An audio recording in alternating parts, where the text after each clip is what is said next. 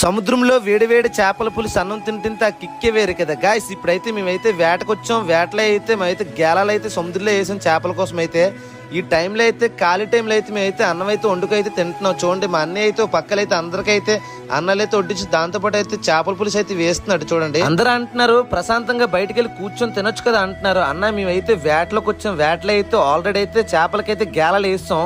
ఇక్కడే ఎందుకు ఉంటున్నామంటే మేమైతే ఈ దరినైతే రాయలు ఉంటాయి కిందనైతే, ఆ రాయలలో చేపలు ఉంటాయి. దానికోసం అయితే మేము దరినైతే వేట అయితే ఆడుతుంటాం గాయస్. ఇప్పుడు టైం అయితే ఎగ్జాక్ట్గా అయితే 9 అయితే అవుతుంది మార్నింగ్. అయితే మేమైతే బ్రష్లు అయితే చేస్తున్నాం. చూడండి కాసేపులో అయితే అన్నాలు అయితే తినేసి అయితే తోడైతే ఎత్తేస్తాం గాయస్.